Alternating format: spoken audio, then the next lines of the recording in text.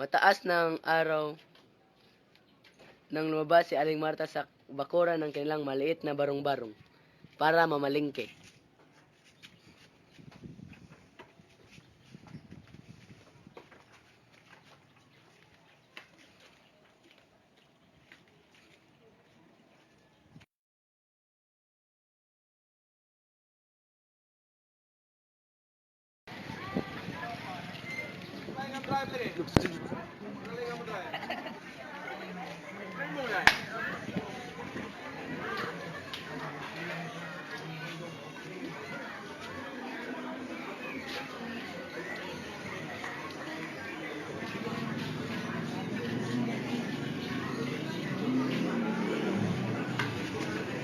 Oh, pasensya na po. Ikaw lahat ng walang ingat, may pagpapasensya na pagpasensyahan. Hindi lang. Makakapatay ka ng tao. Pasensya na ho. Nagmamadali lang.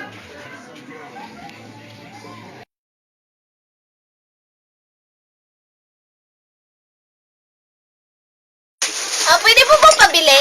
Ano yun? Hindi. Ano man? Banalakyo?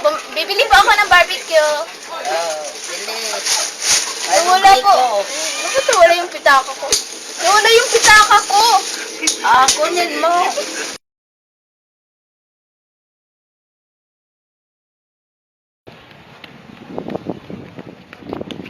Nakita. Ikaw kumuha ng pitaka ko. Ano? Nagmaang-maang ka pa. Anong pitaka? Magaling. Problema mo. Magkakakita ka dito sa palengke. Tumawag ka na lang ng pulis. Maraming magnanakaw ngayon sa palengke. Kaya na. Saan ka pupunta? Pupunta tayo sa barangay. Mali ba na magkamali ang isang tulad ko? Ako ay tao lang din naman na tulad mo. Ano ba ang dapat na gawin? Dapat bang kamuhian ko? Dapat ba natularan ang isang tulad ko na tao lang? Pasensya na, tao lang. Tanghali nung nakauwi si Aling Marta.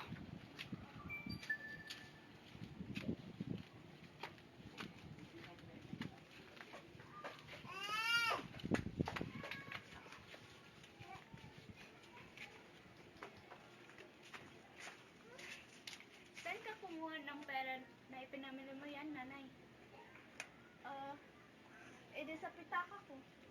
Marta, naiwan mo ang pitaka mo. Kumuha ako ng pera para pambili ng tabako, ngunit nalimutan kong ibalik sa bulsa mo.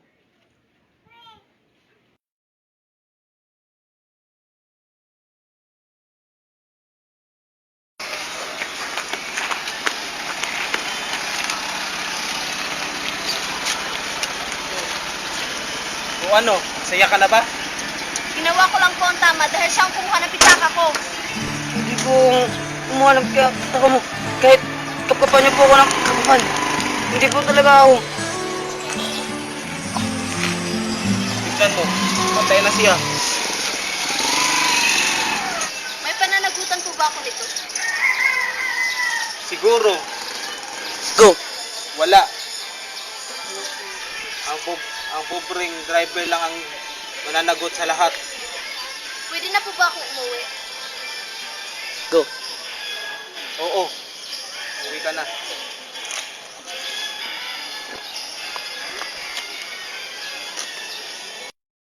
Madara, ikaw na mo kay Manamikon. Anong nangyari sa ating dalawa? Mahal kitang labis, susubukan ko kahit wala kong palasyo na abot hanggang langit. At sa bawat araw na tayo'y magkasama, lago ay ligaya. O aking pinsan. Meron lang sana tayong pag-uusapan. Ganun ba? Halika, tumuloy ka sa bahay namin. Pare, napahanga mo talaga ako sa angking mong galing sa paggagayuma ng mga babae. Ganun ba? Pwede ba mapaturo sa iyo? Paano ang mga kaalaman sa pangpagagayuma? Gagamitan mo. Meron kasi isang babaeng bumihag ng aking puso. Gusto ko siyang gayumahin. Siya kasi ang isang babaeng napakaganda. Siya ang pinakamagandang kita kong babae sa buong kalawakan. Napakakinis ng kanyang mukha. Ang kanyang balat ay parang diamante. Sana siyang pakasalan, ngunit hindi niya ako gusto. Nagplano na sana ang aming mapapakasal kami. Ngunit sadyang napakapangit ko.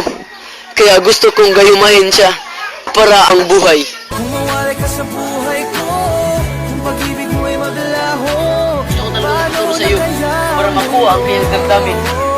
At magpakasal na kami. At lumigayan ako habang buhay. Sadyang napakabata mo pa. Baka gamitin mo ito sa masamang intensyon. Mukhang hanggang pangarap na lang aking pag-ibig sa kanya. Bakit ganito? Bakit sadyang napakapangit ko?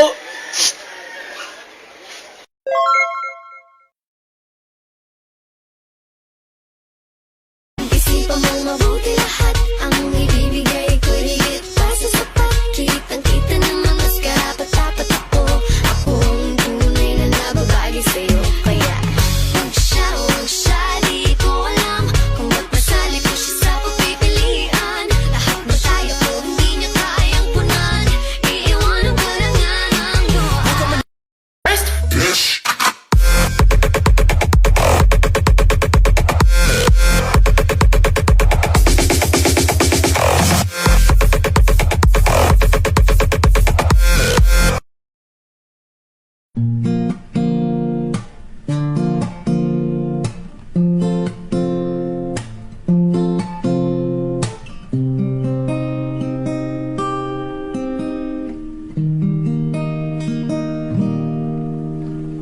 Hi, girl, you just caught my eye.